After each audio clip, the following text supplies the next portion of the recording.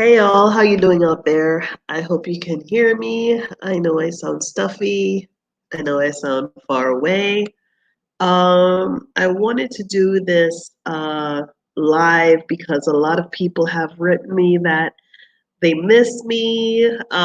People are just checking in, and I really appreciate you guys so much for communicating with me and connecting with me because when you're doing these videos you're out in the world by yourself, so it's kind of interesting that so many people have uh, sent me some messages that they're concerned. How are you doing? um, so many of you don't know that I am in film school, and I am a documentary filmmaker and I am an editor. I've been editing small and micro films for a long time. Most is self taught, but learning to be a documentary filmmaker is going to assist me in informing the public to the stories that we need to be told, right? So hi, Latanya. Thank you so much for joining me. Thank you. I've got 15 people watching, and that's 15 people more than I thought I would get today. So I know a lot of people have wondered, like, what happened? But as I said, because I'm in class. Hey, Bridget, when you coming? I'm in class, and um, hey, Spirit Liberty. Thank you for coming through. Thank you all for coming through. You're glad to see me. I'm glad to see you too. You know, um, I have so much support with people emailing me. You guys blow me away. You're like, "Are you okay? Is everything all right?" So some people probably didn't see the video that I made that I have to go back to school because I was facing disciplinary action. And I'm almost finishing um, with with my program, right? So I finish in January of 2021, and so thanks, Miss Perez. Thank you. Yeah. So one of the instructors let us out early, and I said, let me go and do a live right quick. So the truth is, like, it's a lot going on with coronavirus, people traveling. I got a 4-year-old. I'm making a film. I'm doing this. I'm doing that. There's a lot going on. Thank you, Travel the World. Yes, yes. Thank you, Africa. Yes, thank you, Africa. No pen. Right. So when I came to Dar es Salaam, Tanzania, I thought, okay, Renee, you're gonna come and you're gonna make your little films and you're going to edit. I had no idea I would be helping families repatriate. I had no idea I would be the point of contact for so many people. I had no idea that anybody would you know would really will be watching this stuff. Thank you, Tanzania Kwanzaa. This is what I love to see. I love to see the Tanzanian people who are welcoming us home. It is so important and of so much value that the African people tell us how they feel, that they are happy to see us. And I have gotten nothing but support from the Tanzanian people, um, left and right. So I really appreciate that. Um, so yes, so I a little bit about me. So I come from, I was a web developer. I self-taught web developing. I self-taught myself a lot of things, but also film editing. But I wanted the credentials. I'm a writer. I'm a published writer. I actually have a book on Amazon, and it's dealing with the topic of narcissistic abuse. You know, and so I wrote about I wrote about let's see, maybe in 2005 I wrote a book called The Encyclopedia of Transgressions that was never published. So it's a manuscript, not a book. And what it deals with is really the asynchronization of history, because history is told in such a bubble that you don't African Americans don't know the history of Jamaicans. Jamaicans don't know the history of African Americans. The information that is provided to us is very compartmentalized. So Africans do not know what is going on with African Americans. African Americans don't know what's going on with Jamaicans. Wanted to do verifying that brought us together as far as understanding, because all of the history of that we're taught in school is this glorification of white man, is this glorification of when they came and when they took control and took power and took this and took that. And it doesn't speak the truth. So I had this book sitting on for all these years, and I said, you know what, no one will ever read this book. It will be better as a film, as a documentary. And I started to experiment learning how to make films and how to tell stories that would be more compelling in a visual arts sense. So, oh, thank you, Adrian. Thank you.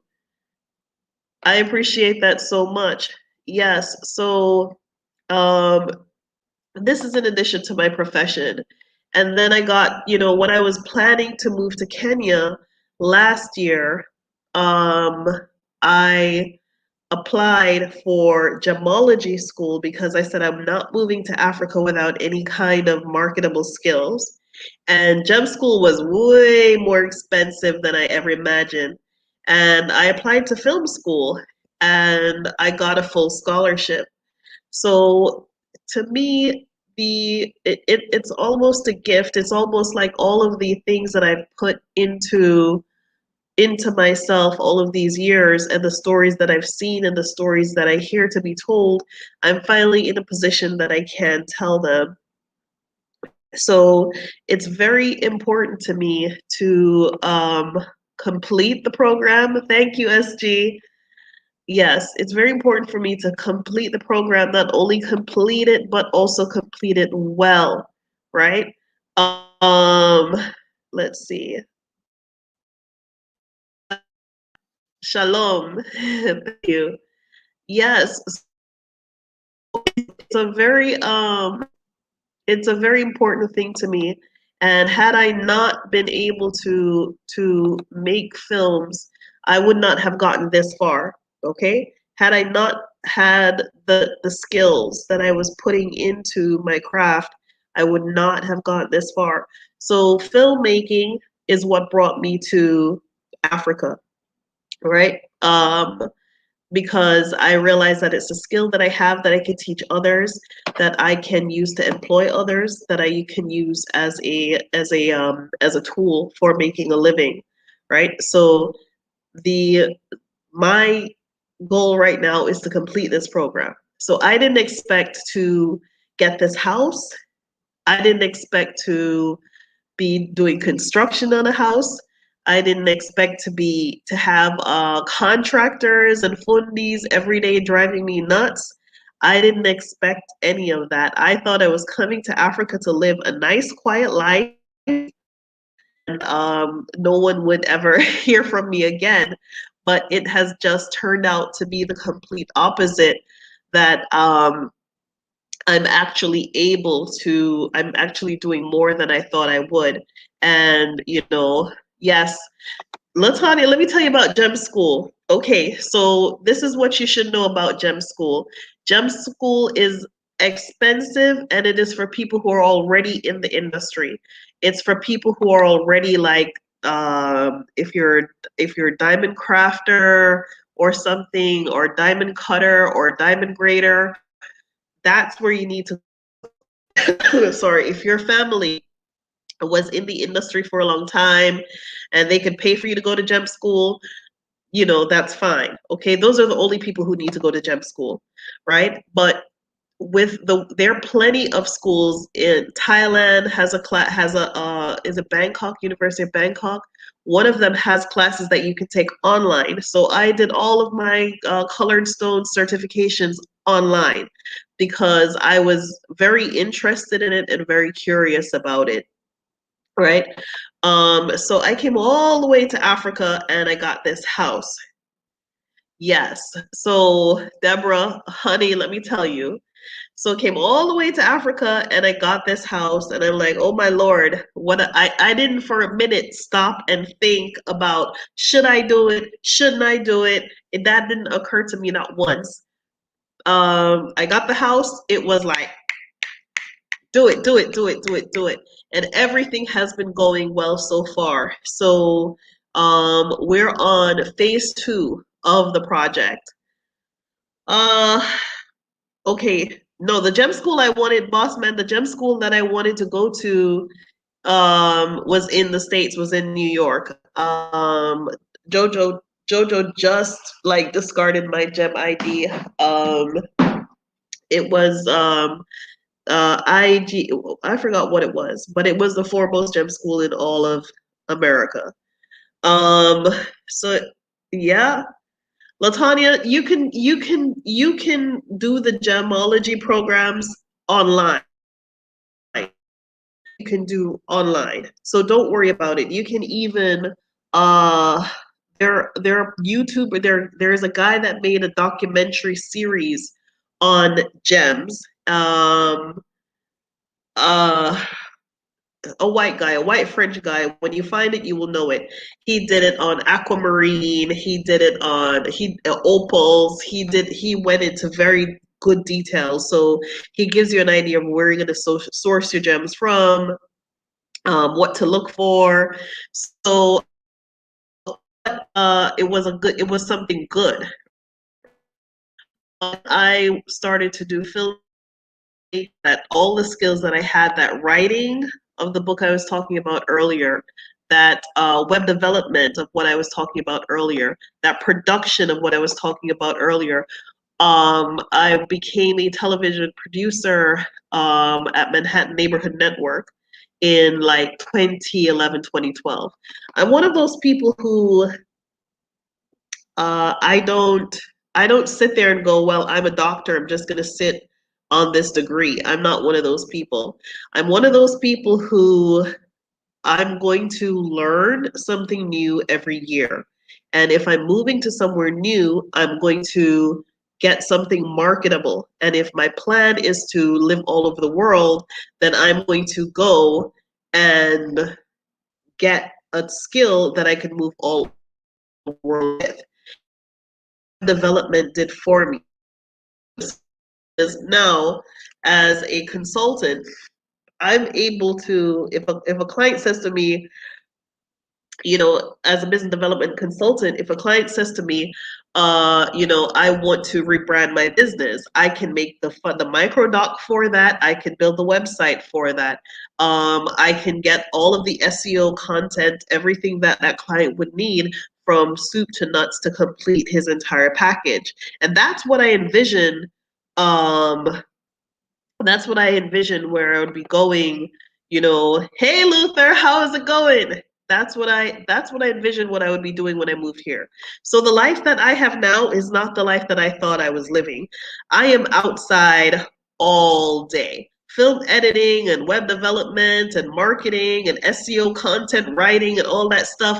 You need to be in one place from all day long till night, right? And sometimes you have to sleep with your laptop in your bed, your laptop, your tablet, and your phone. That's what the life is.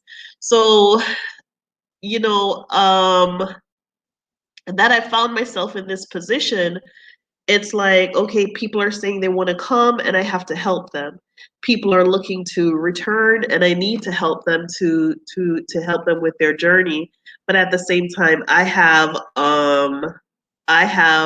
my own responsibilities that I need to take care of. And if I don't take care of those responsibilities, I don't think I would be a good person for anyone, right? Because I'm going to feel like I'm losing too much of me. So, but at the same time, thank you, Deborah. I will. Yeah, JoJo's asleep now. Yeah, but at the same time, I want to be available and open. I do have a friend that is working with me. Her name is Zakia Graham. Some of you have gotten her, like when you write me an email, she'll write back. She is my second pair of eyes. So it's not like I'm not helping anymore. It's not like I'm not assisting people anymore. I just cannot be as available as I was in the past month because in that time was the time when I was filming. So they allotted a time for filming, and I simply could not. I can't be available as I was. This is up until like maybe the break, maybe the holiday break, but I'm gonna do my videos probably twice or three times a week. So what my days are like now is I've been home for the last 2 days, one with a cold and two because I needed to catch up on these damn classes because the classes are recorded, and if I didn't attend, I get the recording. And then Jackson, who is pretty much my right hand, he's able to take them, negotiate their lease. Jackson is extremely intelligent, and it's just like this past week that I found out that he's actually a trained lawyer. I had no idea, and I was like, "That's why we click because we everything is above the board, and um, we could talk a lot about not politics, but a lot about you know, uh, ethics and culture and things like that." So Jackson has been very helpful. What he does for me, he goes down to the Exodus house when I can't go, and he actually films. So from what he films and what he knows I should see, I communicate. I communicate that directly to the fundies of what they need to do. So he is my eyes and my ears. Knock on wood. Thank heaven for Jackson. Hey, Poppy. Yeah. So I do have enough eyes, enough ears, and enough hands that is able to help you all. Um, the website, I've been doing testing, can't figure out why the payment wasn't going through until I realized that it's the firewall that I've installed. Now, the firewall I had a development before that I was hacked and spammed to death.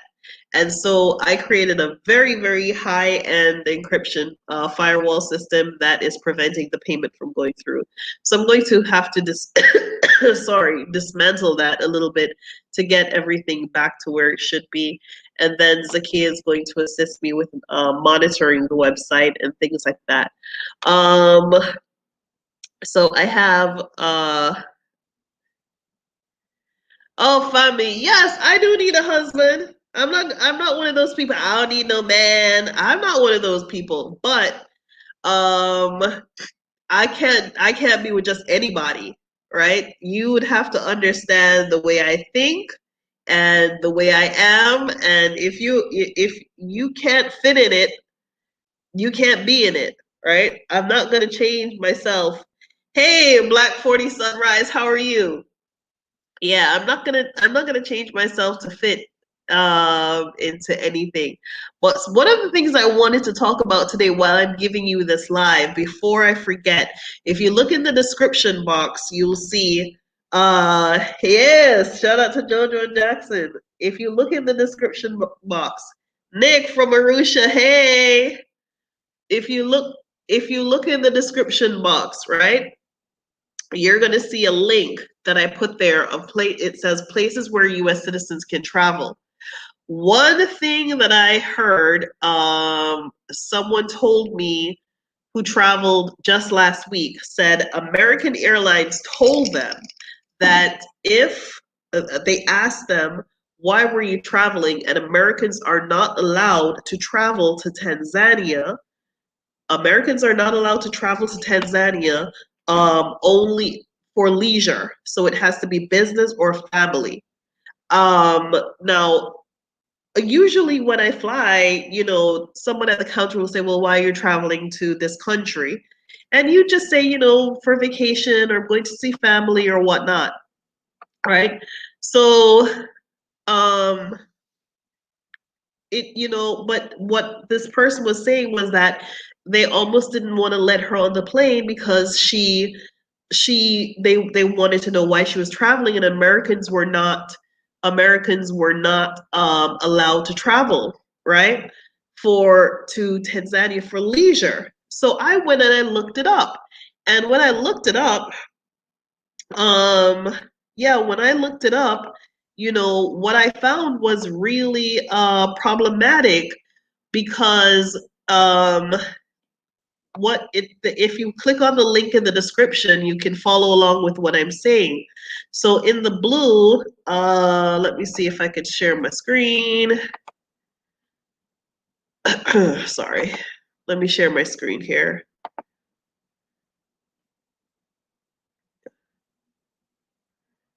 Okay. All right, so here, maybe you can see. So open to US citizens, where US citizens are allowed to travel. Open to US citizens are in blue, open with restrictions are in orange, and closed to US citizens are in red, right? So when I come here to Tanzania, it says open with restrictions. And down here in the red key, um, Tanzania appears, let me see, Tanzania, COVID-19 test on arrival. That is the only thing that Tanzania is aiming for. Tanzania did not say that control, right? That is that's coming from their official thing, that no one can travel for leisure, right? So absolute madness. So it's just another game trying to keep people in let's see. Yeah. I don't know if any of you saw that. So the EU has banned travel abroad. Written in it, I'm not sure if you don't have an American passport, but what I do know is that Babylon. Hey DC, thank you. Yes, Mama, I'm trying to finish my little program here. These white folks spent a lot of money on me for my documentary filmmaking program. I'm on a full scholarship, and I want to at least complete the program. And I don't want to just complete the program. I want to complete the program successfully, right?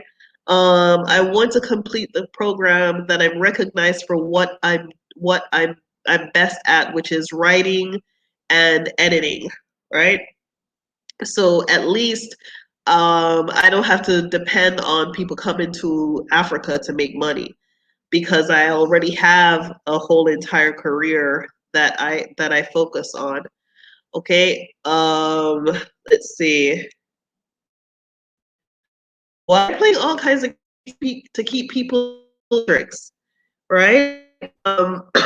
First, they're sending out fake cancellations, telling people their flights are canceled, and when you show up at the airport, the flight is not canceled. People are leaving like it's a party, right? So it's like leave the black folk at home party, you know. So I mean, and now they're saying, well, you can't travel. So this is what you should do, okay? If you're traveling, this is what you should do. When you get to the airport, they ask you, well, why are you traveling to Tanzania? Tell them you're traveling for family reasons. That's it. They don't need to ask you, don't need to say anything else for family reasons, okay?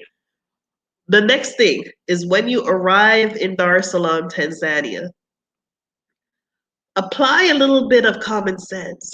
Tell the people, make sure that you're here on vacation, which is what you're here to do. You're on vacation, right? You're on vacation, you've come to see Tanzania, you've heard a lot of good things about it, and you would like to see what a beautiful country it is, right? That's what you say when you're coming through the airport when you arrive in Dar es Salaam. So when you're leaving America, you tell them you're going to see about your family and friends. When you arrive in Tanzania, tell them you've come to see the country, which is what you have. You've come to see what a beautiful country it is. It's got beautiful, coastal sea lines. They've got the big five safari animals. You know, I hear nothing but great things of Zanzibar. Zanzibar sounds like paradise on earth, itself. Huh. My brother's a musician in Italy, been there at least 3 years because he has a US passport. They're telling him he can't tour in Europe. Yes, and I'm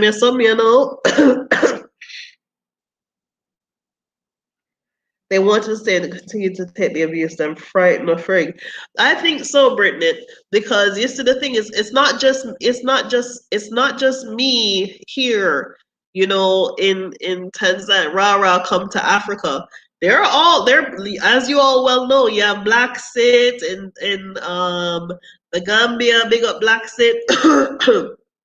You have multiple other people out there, and people are quietly repatriating without any YouTube channel or nobody don't know nothing. They just buy their ticket, bite their suitcase, and quietly sneaking out the back door of the country because a lot of these societies are imploding and collapsing on each other. What goes wrong first is the leadership. Hey, Sam Darima from Sweden. How you doing? Yes. Yeah, it does depend on the airline, but this is your point is to get to where you need to go. Okay? So don't give nobody no lip, right? Don't give nobody no lip. Don't give nobody no attitude. Hi, hello, how are you today? Oh, I'm so excited. I'm traveling to Tanzania. Give them your passport, give them your boarding pass. They ask you, and why everybody likes a smiling face. Show up and I'm telling you, people say, well, to have a hard. I'm not saying I don't have a hard time. What I'm saying is, yes, Latanya, I do have WhatsApp, but I'm starting to guard my WhatsApp very seriously right now because my time is extremely limited and very valuable at this moment. And there are plenty of people on that WhatsApp who are not trying to give me near a nickel or a dime, but they want to call me all hours of the night, suck up all of my energy, suck up all of my time, and don't consider like how is she eating, how is she keeping the lights on, how is she getting around, how is she doing all of these things, where they don't give a damn about me, but they want my WhatsApp. So I protect my WhatsApp, so I don't give it out like that. Let's see. Yeah, go back and go. Yeah, if you need to get out, yeah, go through the back door. Leave the country through the back door, written it. Yeah, for real. So, you know, be nice, right? You catch more flies with honey than vinegar. I don't know if it's because I worked in the hospitality industry for a long time, but I'm not saying that I don't have bad experiences. What I'm saying is you have to know how to navigate a bad experience that is your outcome. If your goal is to get out of America, because stuff happened to me. I was the last person on my plane. When Jojo and I was leaving, I was the last person on the plane. They tried it. They really did try it. And, if I didn't have some kind of common sense to say, Renee, your goal is to get out of the country, not to stay here, they would have had me, right? They would have had me because they were trying to play all kinds of games. But your goal is to get on the plane with your children and your bags. That's the goal, right? Is to get out. Joyce, okay, so I'm going to give you my email address. So it's Exodus Africa1 at gmail.com. Right.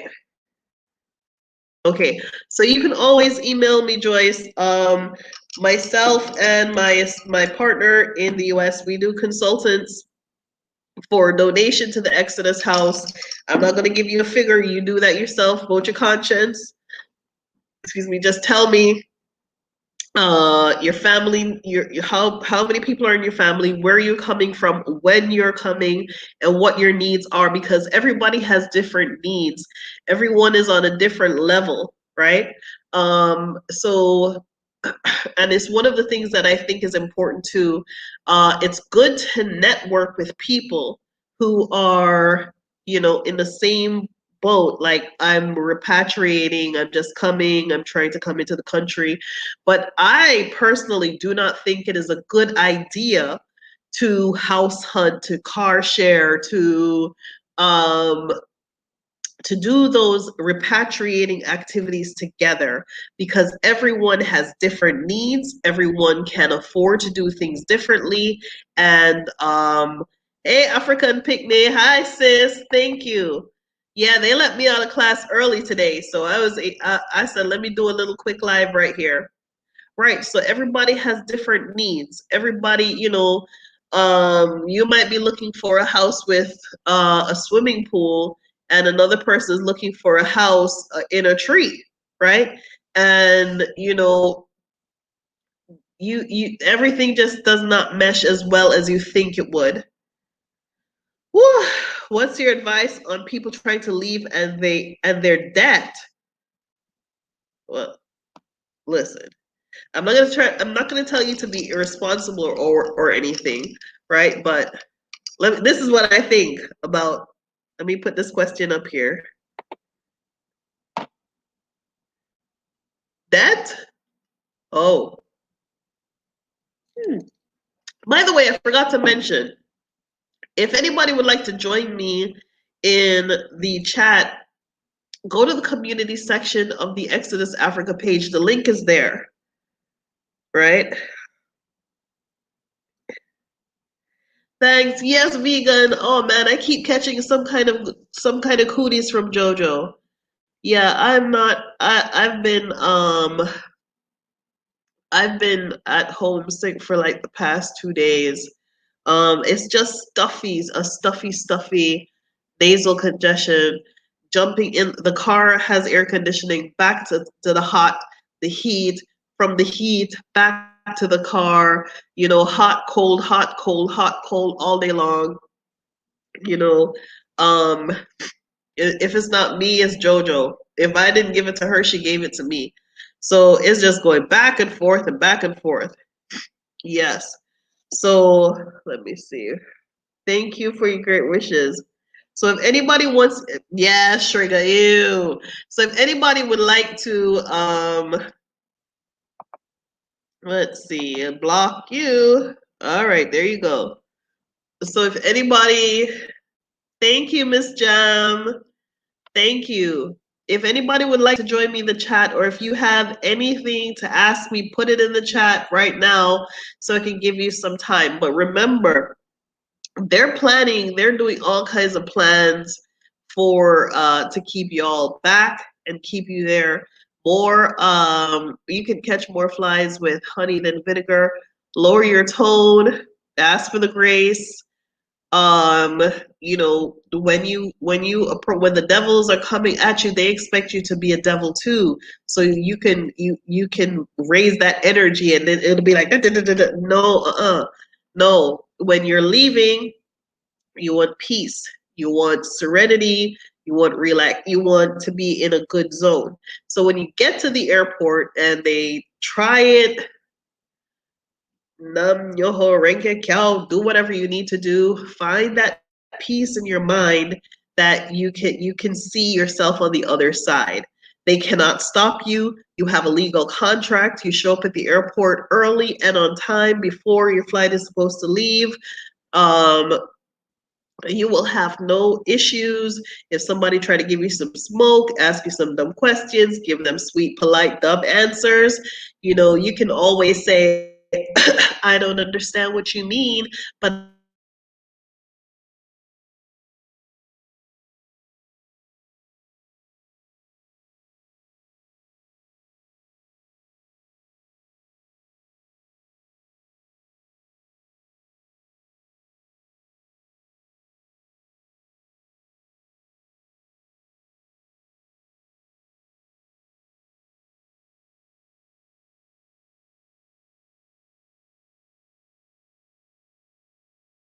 Okay.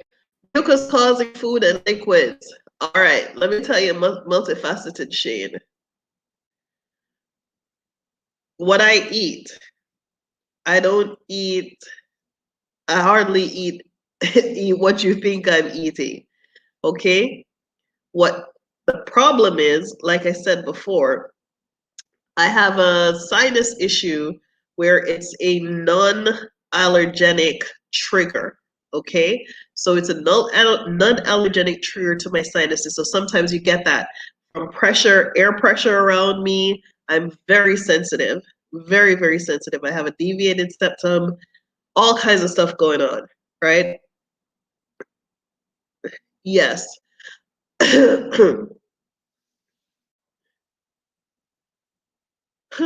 Kelvin Kevin says, and vote wherever, remember, vote wherever you will be. There are people here who are going back to America to vote so that they can be there to vote. And that is what they need to do. They need to vote, do whatever it is that you think is your civic duty, do whatever it is that you think you need to do to be a part of, that society, right? Let me see. What do you do if they keep messing around with your flight? Show up at the airport. Show up at the airport on the day that you were supposed to go or you think you're going or whatever. Or take another airline. Ethiopian Airlines is still one of the largest carriers in Africa. Ethiopian Airlines does come to Tanzania from the United States.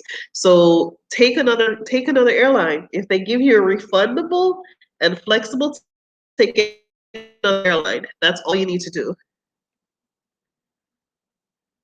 Yeah. That's all you need to do. So like I said,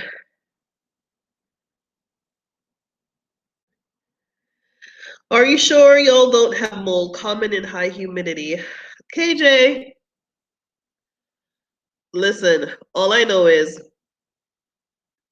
this thing keeps coming and going, coming and going. So it could be anything. It could be air conditioning, it could be the heat, it could be this, it could be that. But what I know about myself, Renee, is when I lived in Jamaica as a little girl, I was always sneezing, I was always sniffling, the fires, they used to light like the sugar cane piece when they light the cane piece and all the black fly through the air. That used to set me off. When they light the fires outside to burn the rubbish, that set me off. When you're walking down the street and the wind blows up the dust, that sets me off. I walk into an air conditioned building and I walk outside into the heat, that sets me off. So I know my body very, very well, and this environment is not much different from Jamaica. So I have the what you call it. They burn the fires where I live, the rubbish where I live. um, that sets me off. Like if I sleep with all the windows open because I don't want to sleep with the air conditioning, by about 5 o'clock somebody's lighting a fire, and that sets me off. So I mean, I have different triggers, um, but this is definitely a cold, right? This is for sure a cold, right? But I have been fighting like allergies since I've been here. But you know what? I'd rather fight the allergies than back there. For the times when I'm good, I'm perfectly fine, right? Let's see. Hey, Karen. So if anybody has any questions, one of the things that I need to do is, yep, ginger tea with lemon. So I've been boiling the ginger with the lemon, cut the lemon in half, and and some apple cider vinegar, and that's been helping me. I really shouldn't be drinking this. I haven't drank this in over a week, but it's my feel good stay up late juice. I don't think I'll be able to do it. No, it's not milk, but it has like a milk base. I don't know if you can see it, but it has like a milk base. It's called Wild Africa, right?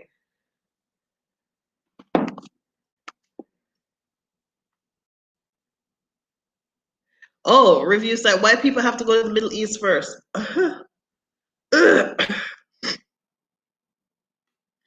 Okay, this is a good one. Yeah.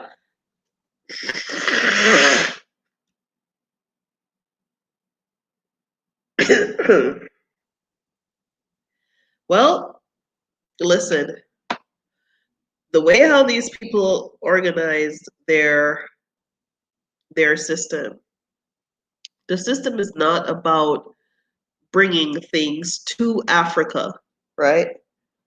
The transportation system is only reflective of the shipping industry. The shipping industry is only reflective of the traditional trade routes. And the traditional trade routes are the traditional trade routes. So what you have now is only a modernized system of taking things away from Africa. If you look at the shipping system in Africa, the trade system is only about taking goods away, not bringing it back. So why would they have airlines that don't oh, it's direct from America to Africa, it's direct from America to here or for there, or direct from Jamaica to West Africa, or direct from Latin America? Why would they even want that? They don't want that. It's about taking things away from Africa, right? So in the transatlantic slave trade, there were more ships taking things away from Africa than there were things bringing things to Africa, right? Why would you bring anything to Africa? They brought rum and they brought guns. Okay, so you don't need big ships for that. So they had big ships to take away the slaves, the gold, the ivory, and everything else, right? They want these planes to go through Europe so that they can take their passenger facility charge, their PFC charge. They can take a small portion of your ticket. When you book a ticket you won't see the breakdown now, right? But back in the days when I was a travel agent, you would see a linear breakdown of your ticket that for yes, KJ, yes, I do have a deviated septum. It's a serious problem. But in any event, yeah, if you look the linear fare breakdown, you would have the JFK pass charges for leaving. You would have whatever airport you're connecting through. You would have the PFC, the passenger facility charge. So you are charged a facility fee to be able to go to that airport, and then you would be charged another charge for landing in the airport, right? And in any event, I remember once when I arrived in Jamaica, they had some kind of what do you call it? They had some kind of airport charge, and I was yeah, yes, Jamaican style, yes, Deborah, I'm gonna give it a shot. Yeah, so the Jamaican airport was charging an arrival fee at the airport in addition to the PFC. And when I got to Jamaica, I said I wasn't going to pay it because I could open the ticket and I could show them on the face of the ticket where it says PFC charge KIN, PFC charge for Kingston. So why would I pay a passenger facility charge to use the Kingston airport and then pay a landing fee for arriving in the airport? And they quickly got rid of that. They quickly got rid of it because I was the one. So another thing, so this is what you need to understand. They're rerouting these planes through Europe, through the Middle East, through here, through there, because they all get a little cut of your money when you buy the ticket. When you buy your ticket, it's in there, okay? So why would they want you to go directly from New York straight to Ghana when they can get some money off of it? Why would they want you to go straight from New York to wherever, to Dar es Salaam, even though they could. Why would they want you to do that when they could make some money off of it, right? I'm talking about billions of dollars in these passenger facility charges, passenger facility fees. So the question that you asked was, why can't you fly direct? Because there's money to be made. There is money to be made. When your plane stops in Qatar, there is your plane has to change the tires if it's the same plane, or gas, whatever, be cleaned, be ready for the next flight to Dar es Salaam. So that somebody has to pay for that. It's going to be you, right? So yes. Yeah, so they're busy making money off of you.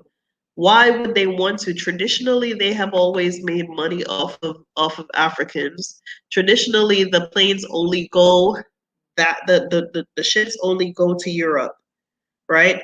The cocoa ships, you know, I used to say this thing all the time, that Belgium is known for making the best cocoa in the world, the best chocolate in the world, but not a blade of cocoa grows in Belgium, right? You wouldn't know that their cocoa comes from Africa, from Congo and Ghana. You wouldn't know that, right? But somewhere in our consciousness, we think the best comes from Europe.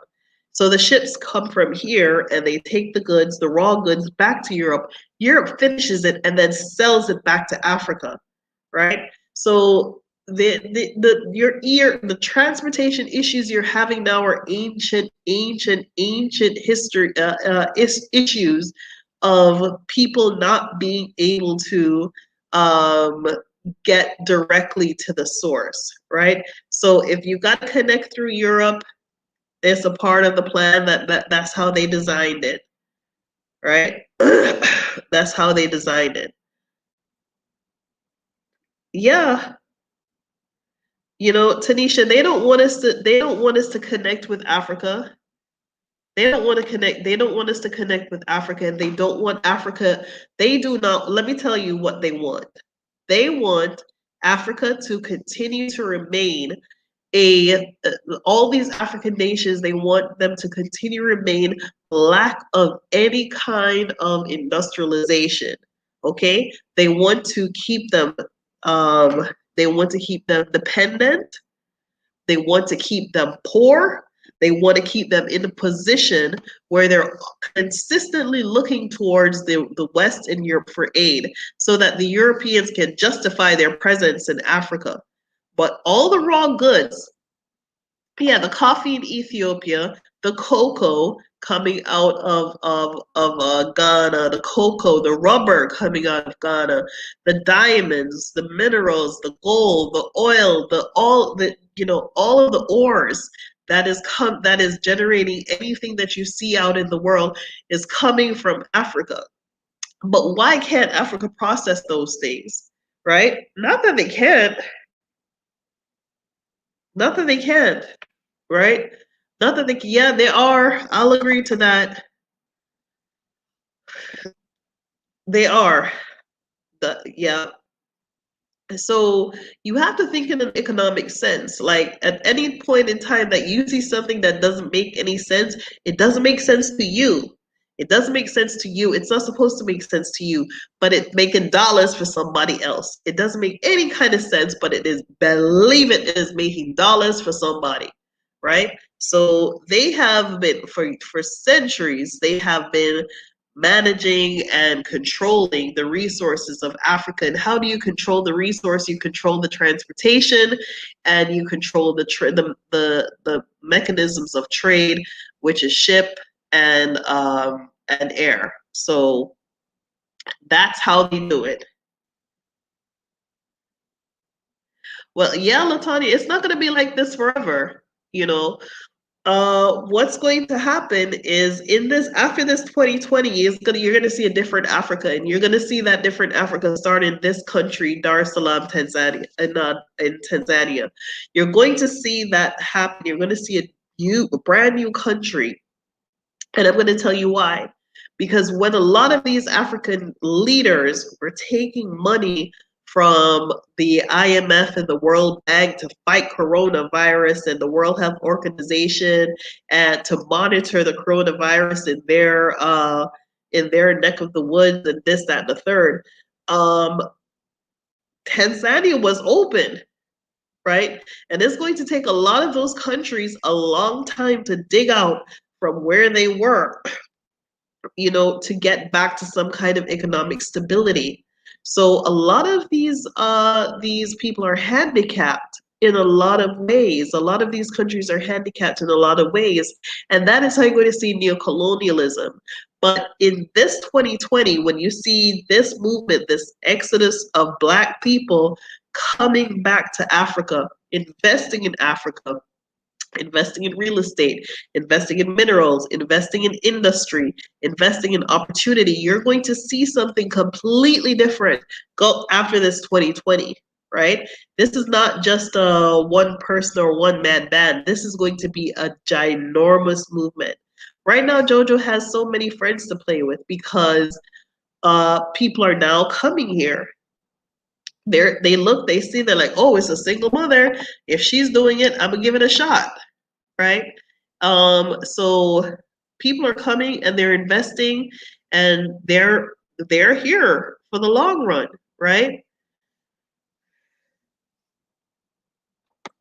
Yeah, yeah, And this is not to say that some of y'all are not gonna, but some of y'all are not gonna have some kind of culture shock, because I know some people are like, "Oh, the power goes out! Ah, run for the border! The power is out!" Meanwhile, me and the other Africans are like, "Yes, the power is out! It's party time!" Let's see. Saeed says, "Oh, see what Dubai was the year before." Yeah, well, listen, Dubai has a different kind of leadership. Thank you, African traveler. Yeah, thank you. It's very nice to know that I missed. Listen, for years, Black 40, for years what has been happening, you see, is they have created this illusion that their society is better. Their society is the best. Their women are the best. Their culture is the best. They have done that through media.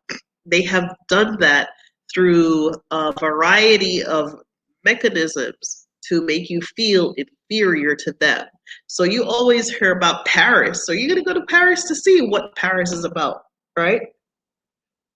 Not realizing that is a part of their brainwashing. You've always heard about London, where the Queen is, so you're going to go to London to go see the Queen. Not realizing that's a part of your brainwashing. You hear about the Leaning Tower of Pisa, and you go to Pisa to see, oh, this is fantastic, and Florence, and you travel all over Europe because that's what you're fed, that because that's all they put you to see. But they don't tell you about the pyramids, the Merori pyramids, the Sudanese pyramids. They don't tell you about Timbuktu, the library at Timbuktu. They don't tell you about all of the beautiful natural resources that are here in Africa for you to go see. They don't tell you about the rich cultural history and heritage for a reason, right? Fire burning in Brenton. Yeah, for real. We're from the Caribbean, we used to block out. Oh, thank you. Yeah. So they don't teach you about that stuff. They want you to go to Egypt, and Egypt is our history, but they have hijacked it. The money that you're gonna go and spend in Egypt, that's only going to them Arab people. It's not going back out to Black Egypt, right? So they don't teach you about Lalibela in Ethiopia. They're not teaching you anything. They're not teaching you anything. They want you to go and spend your money with them. That's why these planes go, like, Africa is here, and they want you to go over here and go see everything else to get to here. That don't make no kind of sense, does it? No, it doesn't. It doesn't make any kind of sense. So, it's a very the brainwashing is real. The brainwashing is real. The mentality is real. When you turn on the TV, like you turn on a cooking show, it's a white woman who's cooking. She's cooking some fried chicken, right?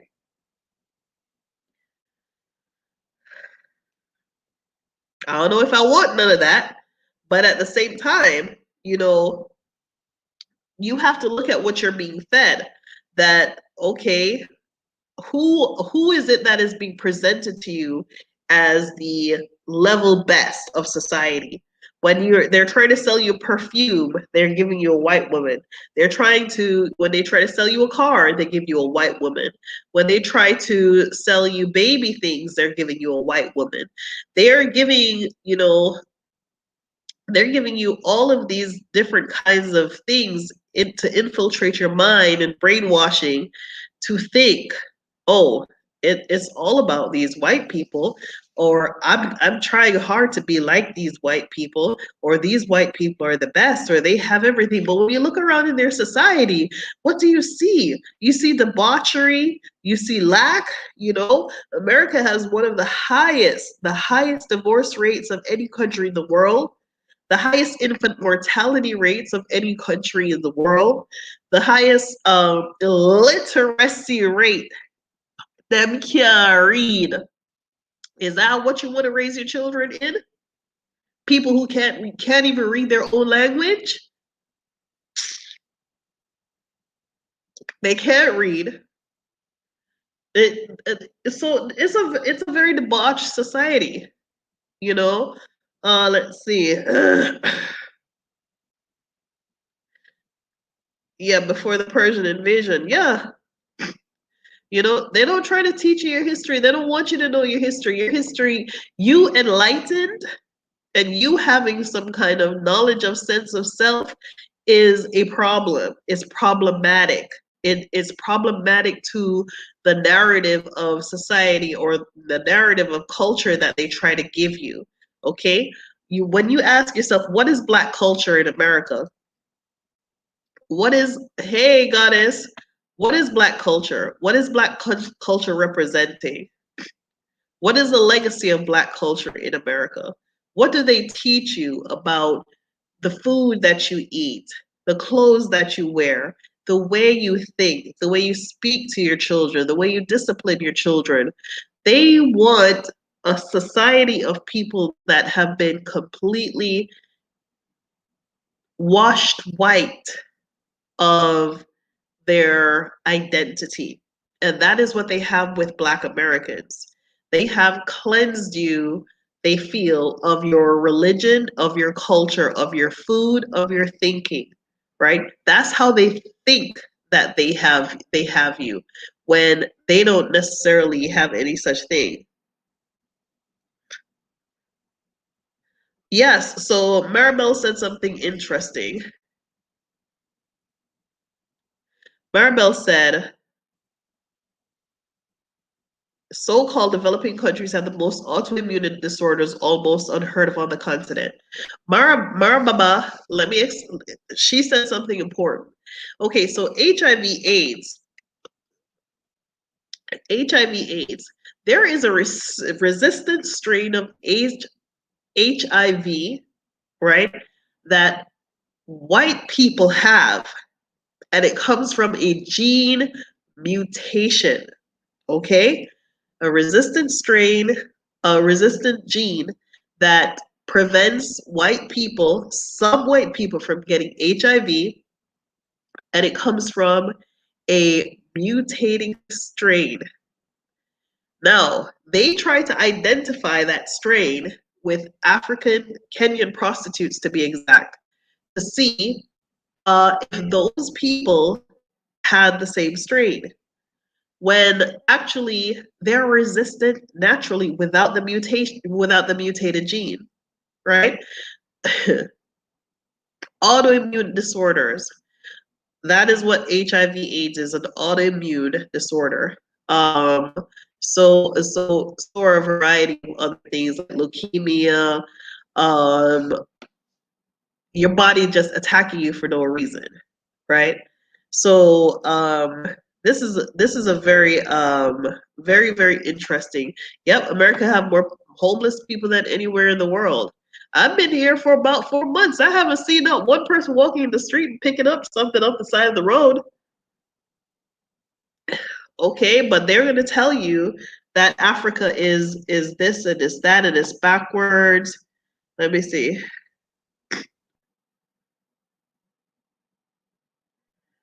Yep. Let me see.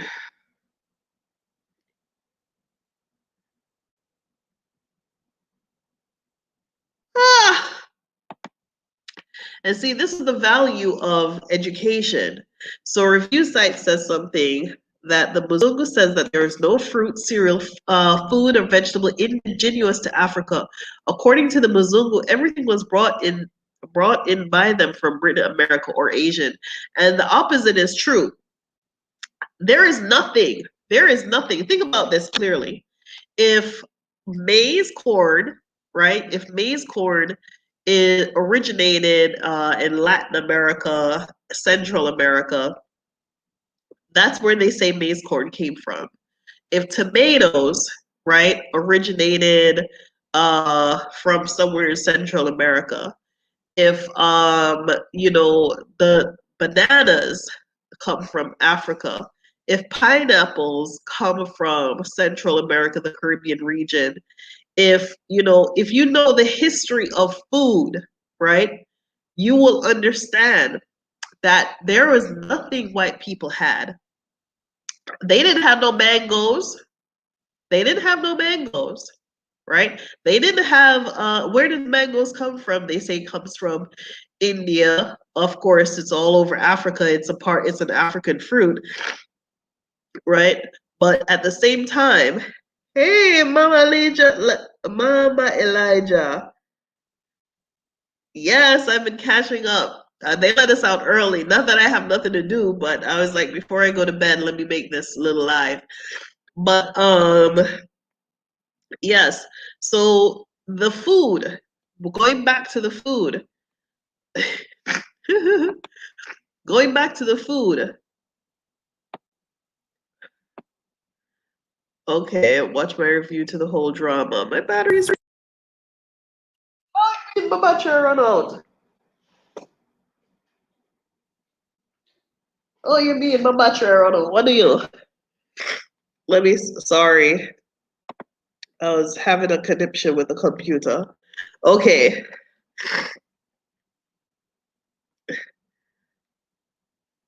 Yeah, that's so. All right, so let me tell you something else about the food, though. You see, the food they've never had food. Okay. Search the history of food that white people eat the most. Flour.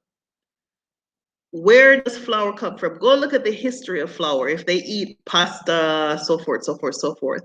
Corn. Research the history of corn. Do the anthropological search of corn. Where does corn originate? What else I'm like to eat? So there is something that you have to understand that if you live in a culture that has sunshine for 90 days out of the year, what do you eat? If your culture only has 90 days out of the year and it takes from this much to grow a crop, right? Yam, Africans originate yam. What are they talking about? Yam is sweet potato, that's sheen and cocoa, and then there's something that comes from Africa, right? They don't have cocoa, they don't have dasheen, They don't have yam. They don't have green banana. They don't have ripe bananas because none of those things are planted or cassava. None of those things can grow in any parts of Europe, right? So my question is, what were they eating? Okay, I'm gonna give away a prize to anybody who can tell me what were white people eating. Greetings, Safaya. If anybody can tell me, write it in the chat. They didn't have food. They didn't have flour. They didn't have yam and cassava and green banana and tomato and corn and mango or June plum or guinea or ackee. What were they eating? I just would like to know. You live somewhere up in the cave, right? Where you can't grow any food and you only have sunshine for 90 days out of the year. You don't know anything about farming. You don't know anything about animal husbandry until the 1500s. Did you learn about how to raise chickens and how to raise cows? You didn't know anything about that. You came to Africa and learned that from us. So my question to you is, what were these people eating? I want somebody to tell me. Exactly, Kelvin. That's why they brought them to America, because slaves were bought for the knowledge of agriculture, right? Agriculture is what started this whole slavery thing. Agriculture, because we know the land and we know how to grow things. My question is, if Europeans did not raise animals and they were not able to raise crops that we commonly now know as foods that originated in certain parts of the world that they did not have. My question is, what were they eating? Anybody? Anybody going once, going twice? A full week stay at the Exodus house, going once? Come on, people. Come on. I know you got it. Somebody say it. Somebody tell me. Okay, I'll just go ahead and give you the prize. I'll just go ahead and tell you what it is.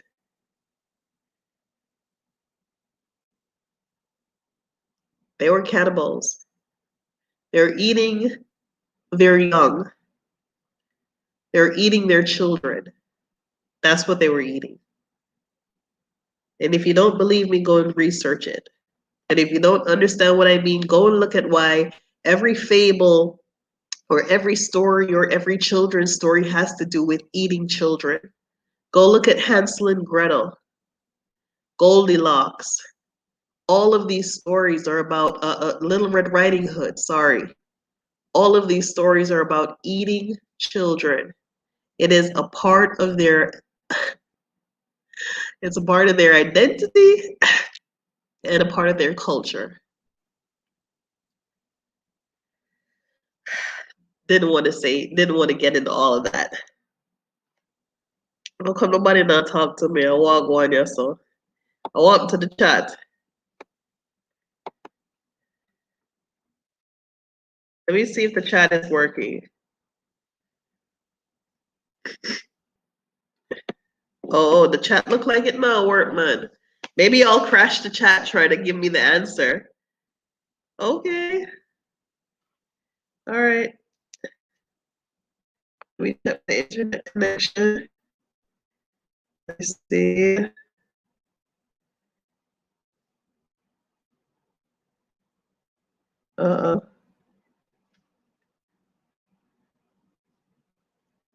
My internet connection is fine. Having problems? Okay. All right. So I guess I'm gonna cut it here because I'm not seeing the chat and it's no talking by myself. Global Free Book says, family, what I missed. Okay, All right, so I wanted to just give y'all some time because you have all been so supportive of me. You all came and checked on me to find out how I was doing. You sent me emails. You contacted me to try to give me. Let me see. I'm not seeing the chat.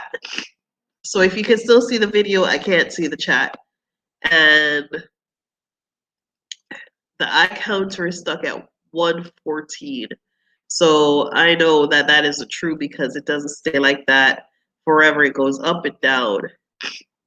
But I'm gonna run. I'll do another video for you sometime down in the week. But thank y'all so much for watching. Bye bye.